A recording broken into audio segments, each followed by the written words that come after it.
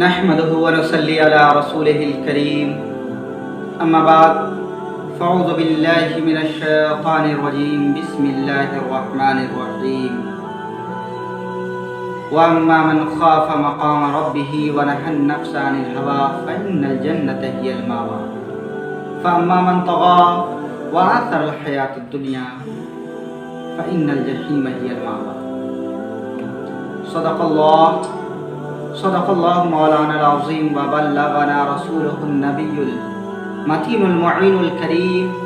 ونحن على ذلك لمن الشاهدين والشاكرين والحمد لله رب العالمين وصلى الله تعالى على حبيبه الكريم کہ یاد ان کو اے دل تو صبح و شام کرتا جا، یاد ان کو اے دل تو صبح و شام کرتا جا، زندگی کا ہر لمحہ ان کے نام کرتا جا، زندگی کا ہر لمحہ ان کے نام کرتا جا، اور کر درود کا تحفہ پیش ہر گھڑی ان پر، کر درود کا تحفہ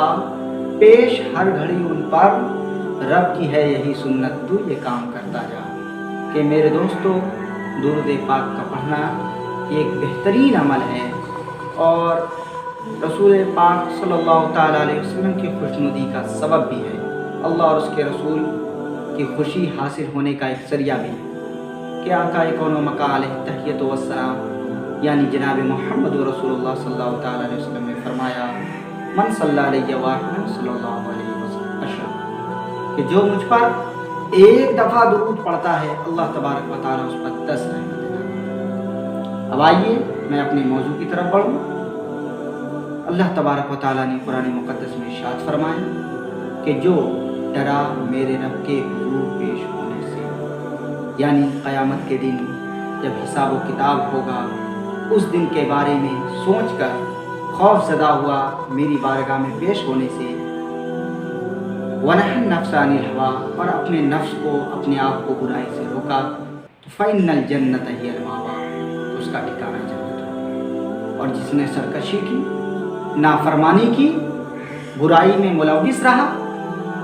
عیاری و مکاری میں لگا رہا، جھوٹ چگلی فریبی دغا ان چیزوں کو اپنایا، کسی کمزوروں پہ ظلم و ستم کیا، یا کسی کے مال کو زبردستی غصب کر لیا، یا کسی کی زمین کو ایک بالشت پر زیادتی سے حاصل کر لیا، یا کسی کی زمین پر زبردستی قبضہ کر لیا، تو اس سے متعلق آقا کون و مقام صلی اللہ تعالیٰ علیہ وسلم نے ارشاد فرمایا میرے دوستو، آج جہاں دیکھیں وہی زمین کا اختلاف، ایک ایک بالشت کے لیے زیادتی کر رہے ہیں۔ اگر اللہ تبارک و تعالیٰ نے ہمیں طاقت و قوت سے نوازا ہے تو ہم زبردستی کسی کے مال پہ قبضہ کر لیتے ہیں۔ یہ جگہ جگہ کا دن بدن لوگوں کے اندر برائیاں بڑھتی جا رہی ہیں اور اس کی طرف ہم توجہ نہیں دیتے، اسے ہم سوچتے ہیں کہ تھوڑا سا زمین لیا تو اس سے کیا ہوگا، لیکن افسوس کی بات ہے، غور کریں وہ مقام جہاں نہ باپ بیٹے کا شریک ہوگا، نہ دوست دوست کے کام آئیں گے، جہاں سورج کی گرمی کا یہ عالم کہ انسان کوئی گھٹنے تک، کوئی سینے تک، کوئی پورے کا پورا پسینے میں ڈوبا ہوا ہوگا، اس وقت اس سختی کی گھڑی میں اللہ تبارک و تعالیٰ جس نے کہ زمین ایک بالشت بھر بھی کسی کی غصب کی ہے، تو اللہ تبارک و تعالیٰ اس وقت اس کا حساب لے گا، اور اس سے متعلق حضور صلی اللہ تعالیٰ علیہ وسلم نے فرمایا کہ اسے 7 طبق زمین میں دھسا دیا جائے گا، ایک ذرے بھر زمین کے واسطے۔ اور اگر کسی نے دوسری روایت میں یوں بیان کیا کہ اگر کسی نے ایک بالشت یعنی ایک بتے بھر بھی کسی کی زمین غصب کی ہے تو پھر اسے 7 زمین کے وزن کے برابر اس کے گردن میں توق دے دیا جائے گا۔ بتائیں وہ گھڑی جو مشکل کی گھڑی ہوگی، جبکہ ہر کوئی نفسی نفسی کے عالم میں ہوگا، اور اس وقت بھی جب زمین کا توق دے دیا جائے گا، اتنی وزنی چیز کا توق، تو بتائیں کتنی اور زیادہ مشکلوں کا سامنا کرنا پڑے گا۔ تو اس لیے میرے دوستو، دنیا کی حقیقت بس اتنی سی ہے کہ اگرچہ ظاہر میں صورت گل ہے پر حقیقت میں خار ہے دنیا، کہ دیکھنے میں تو یہ پھول کی طرح ہے لیکن یہ کانٹے سے بدترین ہے، کہ اگرچہ ظاہر میں صورت گل ہے پر حقیقت میں خار ہے دنیا۔ زندگی نام رکھ دیا کس نے، موت کا انتظار ہے دنیا. اس لیے یہاں مال و دولت کسی کی زمین جائیداد غصب کرنے سے زیادتی سے حاصل کرنے سے بچیں، اس لیے کہ وہ سخت ترین دین اس میں ذرے ذرے کا حساب ہوگا. فَمَن يَعْمَلْ مِثْقَالَ ذَرَّةٍ خَيْرًا يَرَهُ وَمَن يَعْمَلْ مِثْقَالَ ذَرَّةٍ شَرًّا يَرَهُ. یہ نہ سوچیں کہ ہم تھوڑا سا زمین حاصل کر لیے تو امیر بن گئے،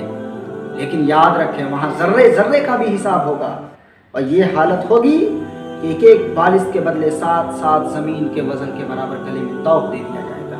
یا کسی روایت میں ہے کہ جس نے کسی کا حصہ ناحق دبا لیا اسے قیامت کے دن 7 زمینوں کی تہ تک دھسا دیا جائے گا. تو بتائیں اس وقت کون یار و مددگار ہوگا؟ میرے دوستو بچیں،